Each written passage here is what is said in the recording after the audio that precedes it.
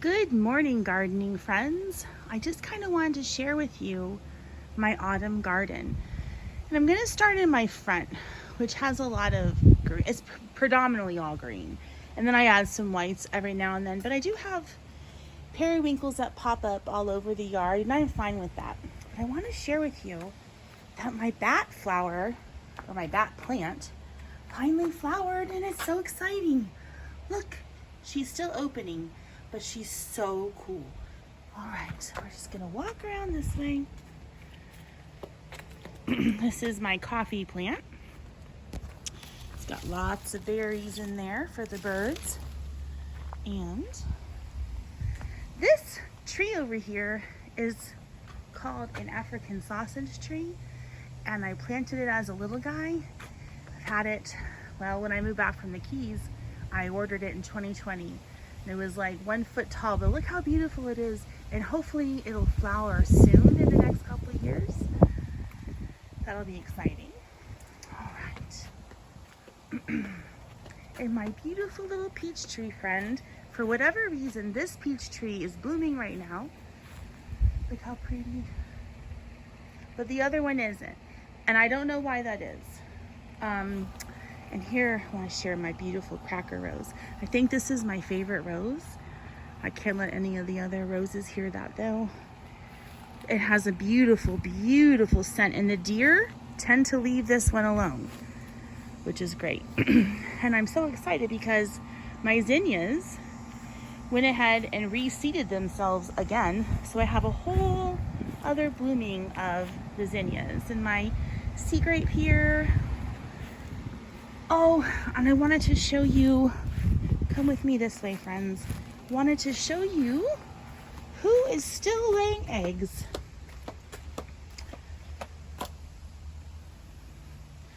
Can you see that monarch caterpillar? There's a several on this plant. Milkweed.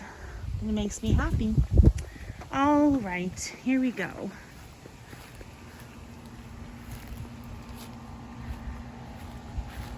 Now this bush here, I'm gonna sit still.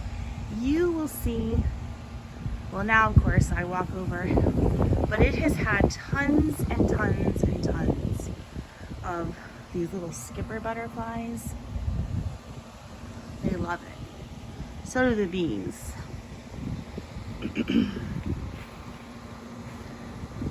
I have to take those bananas out. But I'm excited that I got another crop of zinnias out of this. There they are, all those butterflies. Okay. These Mexican sunflowers fell over and rooted themselves here, and I'm letting them grow because the butterflies adore them. And this bed, I just tore out. I gotta replace it.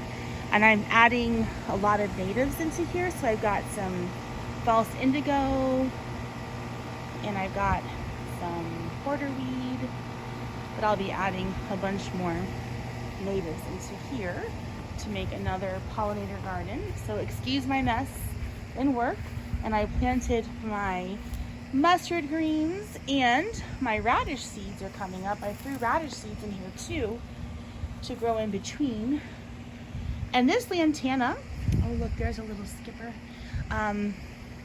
flew into my yard, and it has beautiful little flowers. I know that they're like, oh, it's invasive, but I like it, and the butterflies like it, and the bees like it, and I like it, and there it will stay. Came from that big tree there. Here's my apple trees. I have no idea what this problem is, but it happened last year, and it didn't affect the tree. So hopefully in a couple of years, we'll get some apples, because here's his little friend. She's dropping her leaves. All right.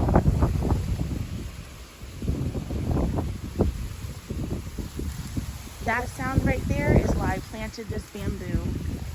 It is such a beautiful sound. So here's my little vegetable plot. So we've got some collards planted into there, but look at the turnip greens are doing, well, the turnips are doing fantastic. And this is that black sugar cane that I love because the black stalk matches my black bamboo. So my raspberries are coming in.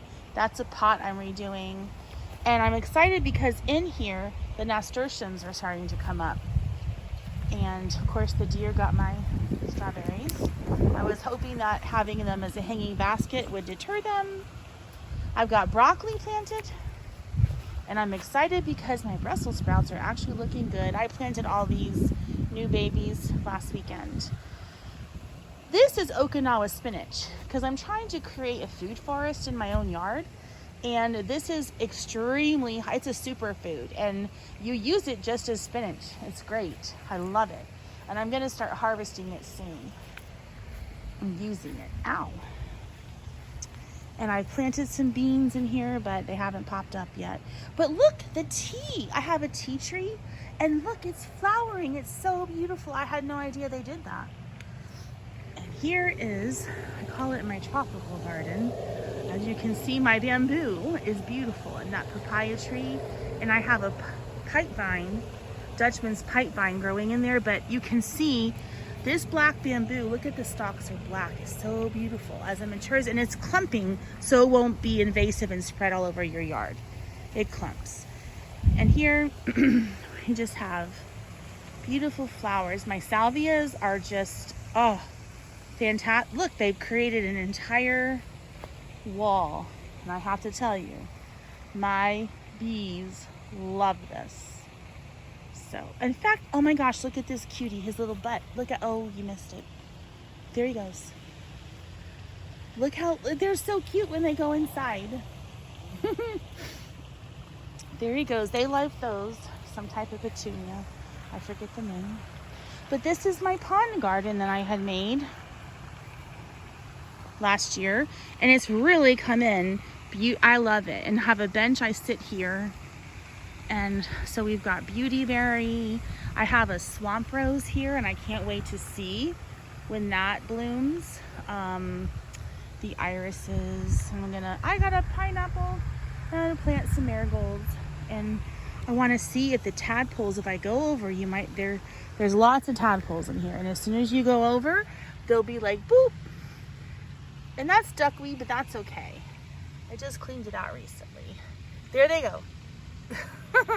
So they're neat. I love the tadpoles. All right. And this grass right back here, that's lemongrass, so that's edible. My fig tree's going to sleep for winter. And here's my other peach tree friend. And she has beautiful wood. If you can see, her colors are beautiful. And then I'm going to show you my wildlife garden, which is full of pollinators. So if you look closely, I have a ton of Florida natives in here, and I'm going to be adding to them. But I have coral bean here, which hopefully will bloom soon. I planted this prickly pear cactus as like a little baby, and look how big. This whole area, I wanted to honor the space. It was very sandy, and so I planted things that would grow there naturally. I don't know if you can see all the butterflies, but we have tons and tons. Now, of course, things are starting to go to seed now, like a lot of my Mexican petunias are going to seed, and my tropical sage, and that's fine, because what I want to do is keep this for a seed source for my birds. Also, it'll continue blooming for my butterflies who are loving it. And I collected seed from my fennel, which is starting to bloom again, because I'm going to add more fennel into my gardens. But look what happened. I had planted these, and the asters, I love them. They're secret in here. Look at my little bunny. But they're blooming. You can see the purple flowers in there. So in the winter time, I'll clear out some of this. And of course, it'll all reseed itself. And there goes a pileated woodpecker. So you can see the butterflies. There's so many butterflies.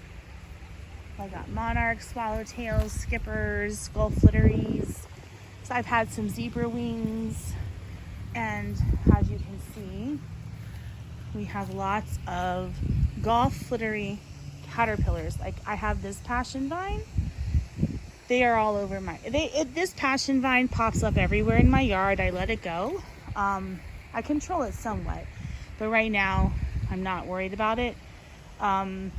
I'm letting it just stay because I have so many caterpillars on them. I can't take them out. I'm excited about these Florida natives. I don't even remember what the name of this white flower is, but I love it. I've got some goldenrod in here, and we'll just keep walking around through. So my almond tree is covered in bees, which you probably can't see them because they're small, but covered in bees, and it smells so good. And then down here we have some more Florida natives. This is called horse mint, and it's going to seed, which I'll leave for the birds. It'll seed itself, and it has such, the bees adore this. It's actually amazing. Oh my gosh, guys, look at the little frog. Boop, there he is. And there's some skippers. This is another type of porterweed. And here, so under the almond, oh, I have another swamp rose here. Under here, I planted a shrub called katuk, as you can see. And this is also edible. It's like a green, and so you can eat that. Let's see, we'll continue on through here. My wisteria is going to sleep very soon. And my pampas grass bloomed. That was so beautiful. And the goal is to create like an alleyway through here with my tea olives and the pampas grass to create like a little alleyway. Lots of beautyberry. That's all part of the wildlife garden. Love this plant. It's a type of princess plant. Here they have the most beautiful blooms. Oh my gosh. Which one's about to open up? So I'm building up this bed for winter. I put these pretty caladiums in with some white impatiens, and I'm going to add white cyclamen when that comes out at Lowe's. I'll go grab some. They always have it, and it's a woodland plant, so it'll be good in the shady area. And of course I have a carnivorous plant here, which I love. So walking along. This is like my flower borders, and of course it's fall, winter is coming, so I'm adding in some more plants for my butterflies to keep them happy. I got a new butterfly bush, so I have a lot of planting to do with my rose. And there's my olive tree. Oh, let's look. I want you to see my beautiful, beautiful olive tree who grew from a 1-foot little stalk. Everything is so pretty. And the sound with the winds. Cleaned up my roses. I gotta prune them though. They're ready to be pruned. My geraniums are coming back. And so yeah, that's the fall garden. Thank you for walking with me, and I wish you could be here to see the butterflies up close. Take care, everyone. Happy gardening.